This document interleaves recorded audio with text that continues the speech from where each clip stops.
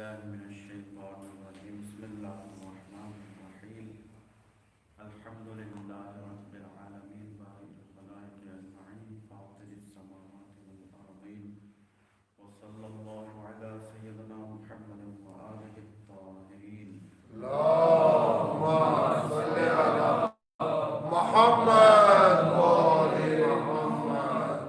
نماز گزاران عزیز سلسلہ بحث نہج البلاغہ کا خطبہ نمبر 4 ہے۔ اس کے ذیل میں عرض کرنے کی کوشش کی تھی کہ مولا کائنات نے دشمن کے چہرے سے اپنے مقابل میں آنے والے لوگوں کے چہروں سے نقاب کو ہٹایا، یہ کہتے ہوئے کہ میں روز اول ہی سے تمہاری غداری کا علم رکھتا تھا۔ اس کے بعد پھر مولا کائنات کیوں خاموش رہے اس کی علت بھی بیان کیا کہ میری خاموشی کی وجہ تمہاری ظاہری دینداری تھی، تمہارا چہرہ لوگوں کی نگاہوں میں دیندار تھا، اگر میں کوئی آواز بلند کرتا تو فتنے کا سبب ہو سکتا تھا۔ لہذا مولا کائنات نے خاموشی اختیار کی تھی اور یہ بھی بیان کیا تھا کہ ہم ہی حق پر ہیں، ہم ہی صحیح رہنمائی کر سکتے ہیں اور ہم ہی ہدایت کی پیاس کو بجھا سکتے ہیں۔ آج نہج البلاغہ کے خطبہ نمبر 4 کے آخری حصے پر روشنی ڈالنے کی کوشش کریں گے کہ مولا کائنات بیان فرما رہے ہیں کہ الیوم انطق لکم العجم ذات البیان۔ در حقیقت اور ایک علت بیان کر رہے ہیں مولا کائنات کہ میں اتنے دن کیوں خاموش تھا اور آج کیوں بول رہا ہوں۔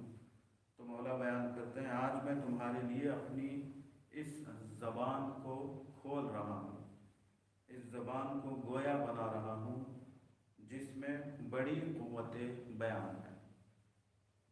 تو مولا کائنات کے کہنے کا مطلب بالکل بھی یہ نہیں ہے کہ مولا کائنات صرف اچھی گفتگو فصاحت اور بلاغت کے اعتبار سے کرتے ہیں، پہلے سے سوچ کے جملوں کی سیٹنگ اور الفاظ کی سیٹنگ وغیرہ کرتے ہیں پھر بولتے ہیں، تو قوت بیان سے مراد یہ نہیں ہے، بلکہ قوت بیان سے مراد مولا کائنات جو یہاں بیان کر رہے ہیں وہ یہ کہ میں اگر بولوں گا تو حق ہی بولوں گا، میں نے جو بولنا ہے، میں جو بول رہا ہوں یہ رسول کی دی ہوئی تعلیم کے مطابق بول رہا ہوں، اللہ کے رسول نے مجھے سکھایا ہے، یعنی در حقیقت میں جو بولوں گا تو رسول سے تعلیم یافتہ زبان سے بولوں گا نا، رسول سے جو میں نے سیکھا ہے اس کے اعتبار سے میں بولوں گا، یہ مراد ہے، نہ یہ کہ قوت بیان سے مراد الفاظ وزندار چن کر لے کر آئیں گے اور بولیں گے۔ اگر خلاصہ کہیں تو مولا کائنات یہ بیان کرنا چاہ رہے ہیں کہ میں جو بول رہا ہوں تو یاد رکھو باب مدینۃ العلم بول رہا ہے نا، جسے رسول نے خود باب مدینۃ العلم ہونے کی سند دی تھی، وہ شخص بول رہا ہے۔ اس کا مطلب کیا؟ وہ بولے گا تو بالکل صحیح بولے گا، وہ بولے گا تو حق بولے گا۔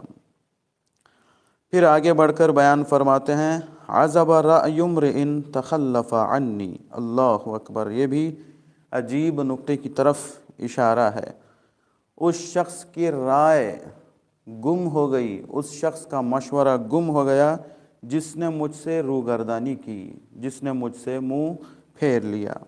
یعنی اگر مجھے کچھ کرنا ہوگا، اگر مجھے کچھ کہنا ہوگا تو مجھے اس بات کا انتظار نہیں رہے گا کہ میں لوگوں سے پہلے مشورہ لوں پھر بولوں، ہے نا۔ علی کسی مجبور اور محتاج شخصیت کا نام نہیں ہے کہ اگر میں نے یہ بولا تو پھر آئندہ اس کا نقصان ہو سکتا ہے، مجھے نقصان اٹھانا پڑے گا، یہ سوچ کر پہلے ہی سے لوگوں سے میں مشورہ لے لوں، ایسا نہیں ہے۔ مولا کائنات بولتے ہیں تو لوگوں کے مشورے کے محتاج نہیں ہیں، ہے نا۔ وہ جو بھی بولتے ہیں نپی تلی گفتگو کرتے ہیں، پہلے ہی سے ان کے پاس جو علم لدنی ہے اس کے حساب سے وہ بولتے ہیں، تو وہ لوگوں کے مشورے کے محتاج نہیں ہیں۔ تو مولا بیان کر رہے ہیں کہ دیکھو مجھے بولنا ہوگا یا کچھ کرنا ہوگا تو میں تم لوگوں کے مشورے پر ڈیپینڈ نہیں ہوں، ہے نا، میں خود بولوں گا، خود کر سکتا ہوں۔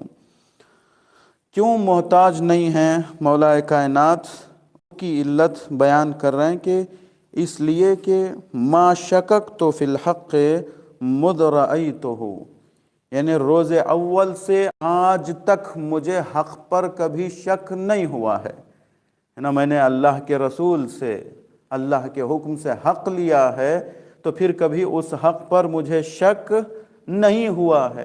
وہاں آدمی دوسروں کے مشورے کا محتاج ہوتا ہے جہاں اسے شک ہوتا ہے، تردید ہوتی ہے کہ میں یہ کام کروں گا تو یہ کام صحیح ہو سکتا ہے یا نہیں ہو سکتا، تب جا کے آدمی لوگوں سے مشورہ لیتا ہے۔ میں کروں گا تو بالکل صحیح کام کروں گا، تو مجھے کبھی حق پر شک نہیں ہوا ہے کہ میں تم سے رائے مشورہ لوں۔ عجیب فصاحت اور بلاغت ہے مولا کائنات کی۔ یعنی سب سے بڑی کامیابی جو مولا یہاں بیان کر رہے ہیں وہ حق پر یقین کرنا ہے۔ ہر میدان میں علی کامیاب تھے، کیوں؟ ہر میدان میں مولا کائنات کو یقین تھا، لہٰذا کسی ایک بڑے بزرگ نے جب مولا کائنات کے انگوٹھی سائل کے حوالے کرنے پر آیت نازل ہوئی اور انہوں نے کئی دن تک یہ سلسلہ جاری رکھا لیکن کوئی آیت نازل نہیں ہوئی، تو سوال کیا ہے علی ہر میدان میں آپ ہی کامیاب ہوتے ہیں، چاہے وہ عبادت کا میدان ہو، چاہے شجاعت کا میدان ہو، چاہے جنگ کا میدان ہو، چاہے سخاوت کا میدان ہو، چاہے صبر کا میدان ہو، چاہے ایثار اور فداکاری کا میدان ہو، ہر جگہ آپ ہی کو کامیابی ملتی ہے، ہر جگہ آپ ہی کی شان میں آیت نازل ہوتی ہے، ہماری شان میں کوئی آیت نازل نہیں ہوتی۔ اس کی وجہ کیا ہے؟ تو مولا کائنات نے خوبصورت جملے میں جواب دیا، اس کی وجہ یہ ہے کہ مجھے کبھی رسول پر شک نہیں ہوا اور آپ لوگوں کو کبھی رسول پر یقین نہیں ہوا، اس کی وجہ یہ ہے۔ تو کیا یقین کامیابی کی بہت بڑی دلیل ہے۔ تو مولا کائنات بیان کرتے ہیں کہ میں تمہاری رائے اور تمہارے مشورے کا محتاج اس لیے نہیں ہوں کہ مجھے کبھی حق پر شک نہیں ہوا ہے، جو کچھ اللہ کے رسول لے کر آئے ہیں وہ حق ہے، خود رسول کی ذات والا صفات حق ہے اور انہوں نے ہی مجھے بھی حق کا مجسمہ قرار دیا ہے۔ اچھا، تو پھر آگے بڑھ کر امام بیان کر رہے ہیں، ہاں میں ضرور اتنے دن خاموش تھا۔ تو کیوں خاموش تھا؟ اب تک میں خاموش تھا تو اس کا مطلب یہ نہیں کہ مجھے کسی سے ڈر تھا، کسی کا خوف تھا اپنے نفس کے بارے میں کہ اگر میں بولوں گا تو کوئی مجھے قتل کر دے گا، اس خوف کی بنا پر نہیں۔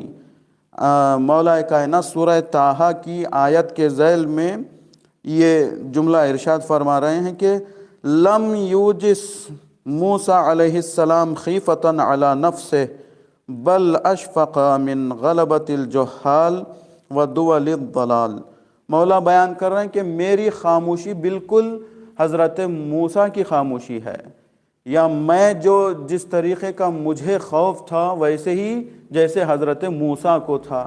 یعنی کہ موسیٰ جب حق کا اعلان کرنے جا رہے تھے، جادوگروں کا مقابلہ کرنے جا رہے تھے، تو تھوڑی دیر کے لیے موسیٰ کو خوف ہوا۔ تو یہاں پر خوف اپنے نفس کا نہیں کہ میں جاؤں گا تو فرعون مجھے مار دے گا، حضرت موسیٰ کو اپنی جان کی پرواہ نہیں تھی، بلکہ موسیٰ کو خوف کیا تھا؟ موسیٰ کو خوف یہ تھا کہ میں جا رہا ہوں، لوگ جادوگروں کے جادو کو دیکھ کر معجزہ نہ سمجھ بیٹھیں، ہے نا، ان کے جادو کو معجزہ سمجھ گئے تو پھر میرے لیے مشکل مسئلہ ہوگا۔ تو موسیٰ کی پریشانی کیا تھی حضرت موسیٰ کی؟ وہ یہ کہ جادوگروں کے جادو کو لوگ معجزہ نہ سمجھ لیں، اگر اسے معجزہ سمجھ لیا تو پھر وہ حق کا انکار کریں گے، میری بات کو نہیں مانیں گے۔ تو حضرت موسیٰ کا خوف یہ تھا۔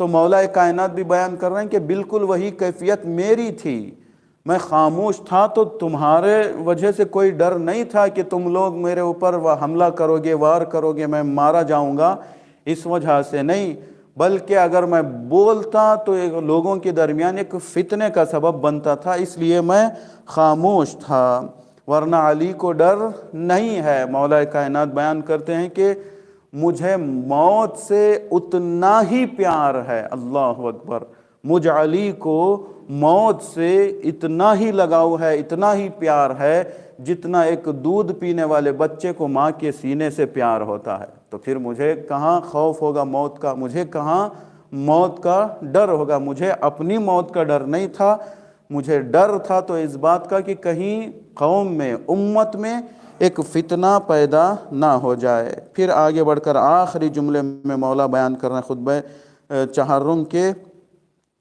اليوم توقفنا على سبیل الحق والباطل من وثق بماء لم یظما۔ یاد رکھو آج ہم اور تم سب کے سب حق اور باطل کے راستے پر آمنے سامنے ہیں، اور یہ یاد رہے کہ جسے پانی پر بھروسہ ہوتا ہے وہ پیاسا نہیں ہوتا۔ یعنی کیا؟ میں اور آپ دونوں ہیں لیکن حق اور باطل کے راستے پر کھڑے ہوئے ہیں، تم صحیح سے راستہ ڈھونڈ نہیں پا رہے ہو۔ یاد رکھو من وثق بماء، جو بھی پانی کے اوپر بھروسہ کرتا ہے، جسے پانی کے اوپر بھروسہ ہوتا ہے وہ پیاسا نہیں رہتا۔ تو کیا مطلب ہے؟ یعنی مولا کائنات یہ بیان کر رہے ہیں کہ جو سچے رہبر کو مانتا ہے تو گویا اس کے پاس معرفت کا ایک سمندر ہے، اسے یہ محسوس ہوتا ہے کہ حلال مشکلات امام ہمارے پاس ہے، تو ہم کس بات پر پیاسے رہیں گے، کس چیز کی تشنگی باقی رہے گی؟ ایک امام جو علم کا بھی سمندر ہے، معرفت کا بھی سمندر ہے، حلال مشکلات ہے، وہ ہمارے درمیان ہے، تو ہم کیسے پیاسے رہ سکتے ہیں؟ تو جسے اپنے امام پر بھروسہ ہوگا کبھی وہ ہدایت کا پیاسا نہیں رہے گا، وہ علم و معرفت کا پیاسا نہیں رہے گا۔ تو مولا کائنات آخری جملہ جس پر وہ ختم کر رہے ہیں وہ ہدایت اور حق کی تشنگی کا ذکر کرتے ہوئے مولا کائنات خطبے کو تمام کر رہے ہیں کہ تم لوگ حق اور باطل کے درمیان کھڑے ہو، اگر حق چاہتے ہو تو میرا دامن تھام لو، اگر مجھ جیسا علم و معرفت کا سمندر رہے گا تو کبھی تم گمراہ نہیں ہو سکو گے۔ یہ خطبہ چہارم مختصر سی شرح ہم نے آپ کے سامنے پیش کی۔ انشاءاللہ سیٹرڈے سے اگر اللہ نے توفیق دی اور حیات دی تو دوسرے خطبوں کی طرف روشنی ڈالنے کی کوشش کریں گے۔ خدا کی بارگاہ میں دعا ہے کہ خداوند عالم ہم سب کو علم و معرفت سے سرشار فرمائے، معارف اہل بیت کو سمجھنے اور اس پر عمل کرنے کی توفیق عطا فرمائے۔ وآخر دعوانا ان الحمد للہ رب العالمین، وصلی اللہ علی سیدنا محمد وآلہ الطاہرین۔ اللہم